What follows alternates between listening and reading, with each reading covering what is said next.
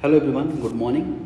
तो आज जैसा कि 12 अप्रैल है और आज का आर्टिकल हमने ऑलरेडी डिस्कस कर लिया है। अगर आपने नहीं देखा है तो उसे देखें, फिर हम प्रैक्टिस क्वेश्चंस को भी सॉल्व करते हैं।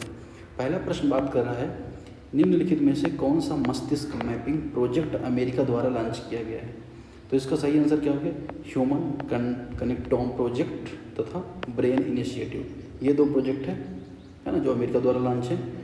ये दोनों प्रोजेक्ट दोनों ही अमेरिका द्वारा शुरू किए गए मस्तिष्क या ब्रेन की मैपिंग के लिए हैं, जिसका मकसद क्या है, ब्रेन के जो सर्किट्स है और ब्रेन के डॉट्स किस तरह से कनेक्ट होते हैं आपस में, किस तरह से जो सेल्स के बीच में कनेक्टिविटी होती है न्यूरॉन्स की, वो भी यहाँ पे समझना है। दूसरा प्रश्न बात कर रहा है किसका? एल नीनो के बारे में। एल नीनो के बारे में प्रश्न क्या कहना चाह रहा है, अगर आप देखेंगे तो आप पाएंगे कि यह केंद्रीय व पूर्वी प्रशांत महासागर में समुद्र की सतह के तापमान को गर्म करता है। दूसरे स्टेटमेंट बात करें, एल नीनो घटनाएं हमेशा भारत में सूखा लाती हैं। ठीक है। तीसरा, यह अटलांटिक तूफान को दबाता है लेकिन पश्चिमी प्रशांत में तूफान गतिविधि को बढ़ाता है। ठीक है। अब देखिए, अब यहाँ पर जो पहला स्टेटमेंट है बिल्कुल सही है, केंद्रीय और पूर्वी प्रशांत महासागर से तक तापमान को गर्म करता है। तो फिर अगर आप देखेंगे, ये अगर ऑस्ट्रेलिया के बारे में आपने देखा होगा, यहाँ पे मैप है, यहाँ पे पैसिफिक ओशियन है। पैसिफिक ओशियन में आप देखेंगे ये दक्षिण अमेरिका है। यहाँ पर जब पानी गर्म होता है तो यहाँ जब पानी गर्म होता है तो पूरी प्रशांत क्षेत्र कहलाएगा। तो एल नीनो परिस्थिति में यहाँ पे पानी गर्म होता है। तो पहला स्टेटमेंट सही है। दूसरा, हमेशा सूखा लाता है ऐसा आवश्यक नहीं है, कई बार हुआ, जैसे 1997 में जब सूखा नहीं आया था। ये स्टेटमेंट गलत है। तीसरा, अटलांटिक तूफानों को दबाता है, पश्चिमी प्रशांत तूफानों गतिविधि को बढ़ाता है। तो ये स्टेटमेंट बिल्कुल सही है। तीसरा प्रश्न बात कर रहा है आसियान के बारे में। निम्नलिखित कथनों पर विचार करें। आसियान की स्थापना 1967 में बैंकॉक घोषणा के द्वारा की गई थी।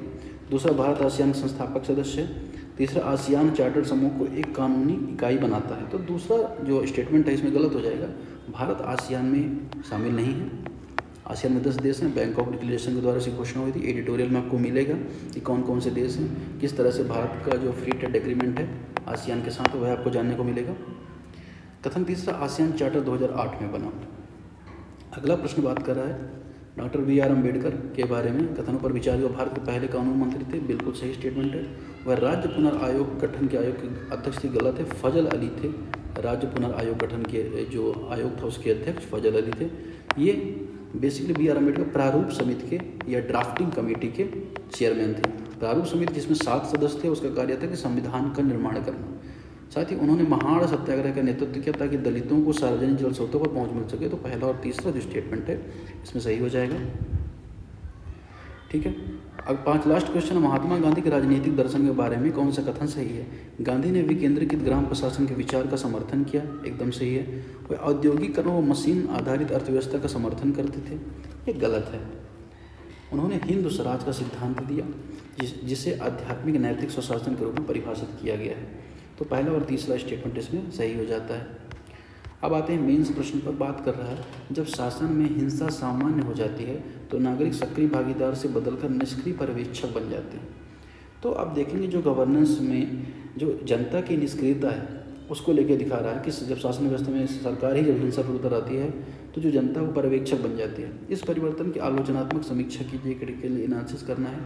इसके लोकतांत्रिक कार्यप्रणाली पर प्रभाव का मूल्यांकन कीजिए।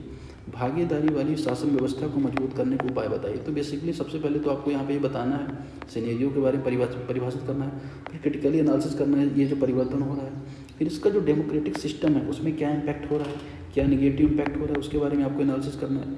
फिर जो पार्टिसिपेटरी गवर्नेंस सिस्टम है, इसमें लोगों की, सरकार की, हर एक व्यक्ति की, NGO की, सभी की भागीदारी होती है, उसको सुनिश्चित करने के लिए क्या उपाय उठाने चाहिए उसके बारे में यहाँ पे आपको बात करनी है।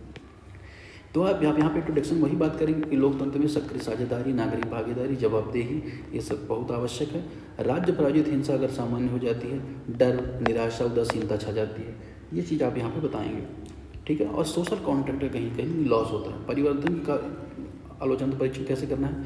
बल प्रयोग, नियमित प्रयोग, जैसे अगर आप देखें पुलिस क्रूरता हो, चाहे आप देखेंगे हिरासत में जो यातना दी जाती है, ये भी एक इधर बहुत सारे लोगों पर भी फर्जी केस होते हैं। फिर CAA NRC विरोध में किसान आंदोलन में आप देखें किस तरह से जो कदम उठाए गए। फिर लोकतांत्रिक प्रक्रियाओं में अलगाव, अगर आप देखें दमनकारी जो कदम दिखाए जाते हैं स्टूडेंट्स द्वारा, आप देखते होंगे बहुत सारे मूवमेंट होते हैं जिनको लाठीचार्ज किया जाता है, बुरी तरह से स्टूडेंट को पीटा जाता है। तो ये सारी जो चैलेंजेस दिखाई देते हैं। संस्थाओं की वैधता की हानि, अगर आप देखें संस्थाओं को कमजोर किया जाता है और पूरी तरह राजनीतिक उपयोग उनका किया जाता है। चुप्पी व समर्पण की संस्कृति हो जाती है। अब इससे लोकतंत्र कार्यप्रणाली पर क्या प्रभाव पड़ता है, तो आप पाएंगे इसमें क्या जवाबदेही और पारदर्शिता में कमी आती है।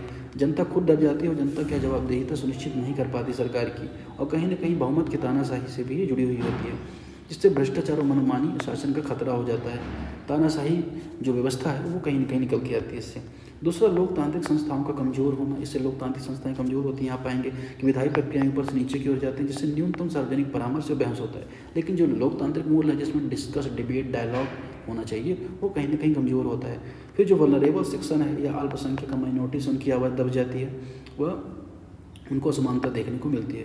बहुलवाद संवैधानिक मूल्यों के लिए खतरा, अगर आप देखेंगे बहुमत कहीं ना कहीं संवैधानिक मूल्यों का खतरा है, क्योंकि संविधान में हर एक व्यक्ति को इक्वल माना जाता है, लेकिन बहुमत की तानाशाही में कहीं ना कहीं जो अल्पसंख्यक समूह है वह दबे कुचले हुए दिखाई देते हैं। अब भागीदारी वाली शासन व्यवस्था मजबूत करने को उपाय कैसे बताना है। पहली बात है कि संस्था का सुरक्षा व कानूनी सुधार होना चाहिए। कोई भी कानून एक तरफा नहीं होना चाहिए, है ना, और बिना कानूनी विधिवत प्रक्रिया के किसी को भी गिरफ्तारी नहीं होनी चाहिए। जो कहते हैं अनुच्छेद 14 है, रूल ऑफ लॉ है, वो प्रॉपर इम्प्लीमेंट होना चाहिए। फिर नागरिकों की भागीदारी होनी चाहिए, उनसे फीडबैक लिया जाना चाहिए माई गवर्नमेंट है सार्वजनिक डैशबोर्ड की मदद से। केंद्रीकरण व स्थानीय प्रशासन को में बैलेंस किया जाना चाहिए। स्थानीय प्रशासन को भी शक्तियाँ दी जानी चाहिए कि अगर आप देखो पीपल सेंट्रिक अप्रोच या लोक केंद्रित जो दृष्टिकोण है वह शासन व्यवस्था में अपनाना चाहिए। फिर विसिल ब्लोवर व नागरिक शिक्षा, नागरिक समाज की रक्षा करना। अगर आप देखें जो भी व्यक्ति सरकार की या कोई भी ऐसी कहते हैं कि गतिविधि को बाहर लेके आते हैं जो समाज के लिए ठीक नहीं थी, या तो कहीं भ्रष्टाचार को उजागर करते हैं, उनकी सुरक्षा होनी चाहिए। नागरिक को सुरक्षा से यानी कि मीडिया की सुरक्षा होनी चाहिए। फिर नागरिक शिक्षा और जन जागरूकता चलाई जानी चाहिए, है ना। अब शासन में नियमित हिंसा लोकतांत्रिक भावनाओं को नुकसान पहुंचाती है। नागरिक सक्रिय भागीदारों से निष्क्रिय पर्यवेक्षक बदल जाते हैं। ये संवैधानिक मूल्य प्रतिनिधि के लिए गंभीर खतरा बताता है। तो ये तो आपने यहाँ पर देखा। दूसरा प्रश्न अगर आप देखेंगे तो आप बात कर रहे हैं किसके बारे में, बांग्लादेश की बाहरी संलग्नताएं भारत के इर्द गिर्द नहीं घूमती। इस विदेशी नीति के पुनर्निर्माण के कारणों का विश्लेषण करें, इसके भारत के क्षेत्रीय रणनीतिक हितों पर प्रभाव का मूल्यांकन करें। तो आप पाएंगे ऐतिहासिक रूप में भारत और बांग्लादेश के बीच राजनीतिक, सांस्कृतिक, रणनीतिक संबंध मजबूत रहे।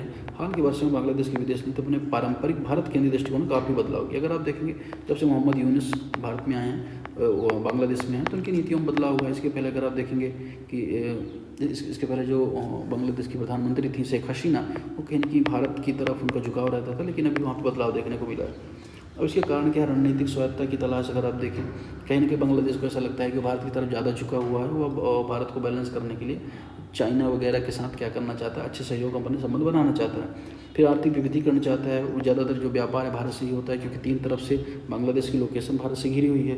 तो चाइना के साथ वो अन्य देशों के साथ व्यापार को क्या डाइवर्सिफाई करना चाहता है। फिर इंडो पैसिफिक में भू रणनीति बदलाव, बांग्लादेश अब अमेरिका, यूरोप संघ और जापान के साथ इंडो पैसिफिक रणनीति के तहत जुड़ रहा है और IPP और बिम्स्टेक जैसे बहुपक्षीय ढांचों के साथ अपने संबंधों को जोड़ रहा है।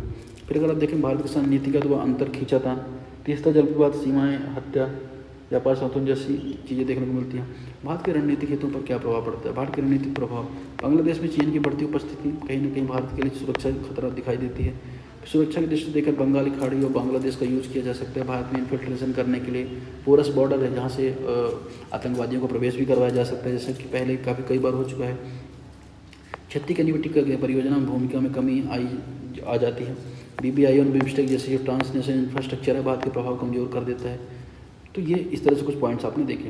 बांग्लादेश एक भारत केंद्रित विदेशी नीति से बदलाव एक सार्वभौमिक क्षेत्रीय अभिनेता के रूप में विकसित होने की पहचान को दर्शाता है। भारत के लिए परिवर्तन दोनों चुनौतियों और अवसर लेकर आता है। रणनीतिक पुनर्निर्माण, द्विपक्षीय मुद्दों का समाधान, आर्थिक व सांस्कृतिक संलग्नता को गहरा करना भारत के लिए अपनी प्राथमिकता बनाए रखने के लिए सहयोगी और दक्षिण एशियाई पड़ोसी बढ़ावा देने के लिए आवश्यक है। तो यहाँ हमने प्रश्न उत्तर को डिस्कस किया। अब हम नेक्स्ट